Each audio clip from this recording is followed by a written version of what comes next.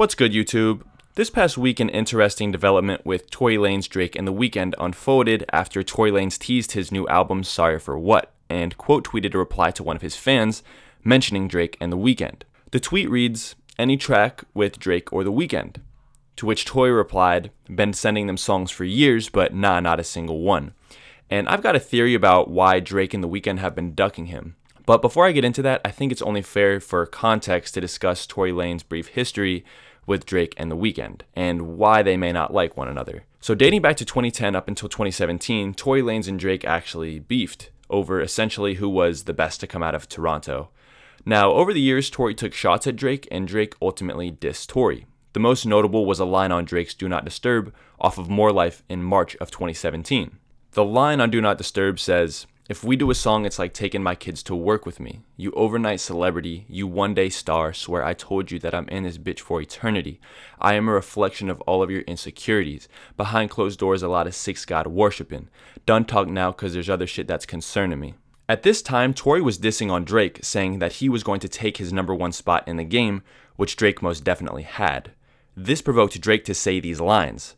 The line "One Day Star" is a playoff of Tory Lanez's name, Daystar Peterson, while also mentioning Tory Lanez's album at the time, I Told You, flipping everything about Tory to portray an insecure, irrelevant character to Drake's championed life. However, in May of 2017, shortly after the release of More Life, Drake and Tory made up, posting matching pictures of each other on IG and Twitter. Now, when it comes to The Weeknd, there's no history of cited beef between him and Tory. However, it has been evident over the years that Tory has been biting from that sound that The Weeknd popularized, most evidently on Tory's latest 80s album, Alone at Prom. It's possible that The Weeknd doesn't rock with this. Outside of the brief history between these three, I have a theory though as to why Drake and The Weeknd won't give Tory a verse, and this has to do with the music industry. Now, anything I say here is not based on fact or evidence, it's based on how I believe the music game runs from the inside after studying it for years. So take the context as literally as you would like.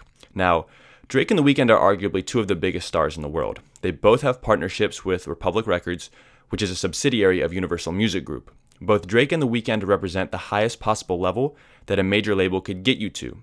They're both big cash cows for Universal Music Group.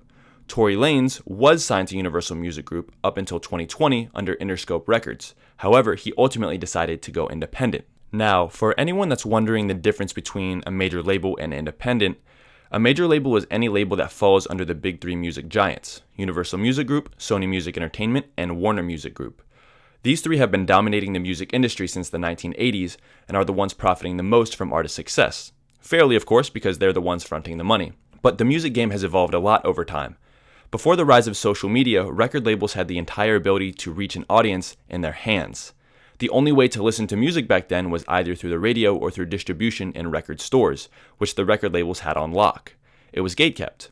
To this day, the record labels still hold the greatest amount of resources to reach an audience at a high level. However, they don't have the ability to gatekeep as much as they did. When Tory originally released his first project, I Told You, with Interscope in 2016, he was almost immediately a success. The added reach the label was getting for him was sticking with people, as Tory's product and his music was very good.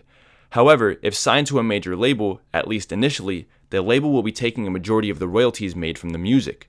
After building leverage for himself over the years, Tory decided he wanted to make more money from music alone without being middlemaned by a label. The way I see how Interscope would view this is that Tory is someone who benefited from them and now wanted to break free from the chains and do it all on his own. Something that's a no-no to a major label.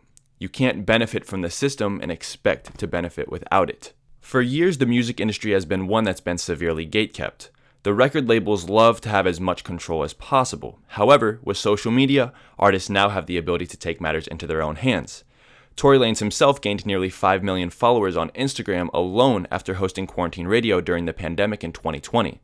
He had every reason to want to take his music career into his own hands, but this surely wouldn't come with the blessing from Interscope. Tying the entire story together, Drake and The Weeknd are the highest level representatives of what it means to be major label stars. They put out great music while continuing to be signed by the majors, and the majors will benefit from their catalog for the rest of time. However, both Drake and The Weeknd would make so much money from not just their music, but also other business ventures, to where they don't want to complicate their life and prove a point by trying to be independent. They'd rather just stay with the system and live a good life getting a major label push forever. However, Tory is a rebel to that system, someone that benefited from being on a major and is now free from that system, continuing to benefit on his new music, partially based on the audience that Interscope helped build for him. This is why I believe Drake and The Weeknd won't give Tory a verse. It's not that musically they don't like each other, it's that if they collaborated with Tory, it represents everything the major labels don't want. The majors want to continue to run the game with the biggest artists on their side. They don't want independence, especially from someone who's benefited from their work. This all ties back to the record labels from the 80s. They used to be able to control all of the reach the artists got, so if the artist wanted to get on, the labels were guaranteed to benefit. Now artists have the opportunity to create a career on their own without a major label involved. And the big dogs who really run this music game can't have their biggest soldiers co-signing or helping the independents. Thank you all so much for watching. I hope you all found this video helpful. If you found this video to be valuable, please be sure to like it down below and subscribe to the channel for more content like this. Comment your thoughts down below, and I'll see you guys in the next video. Peace.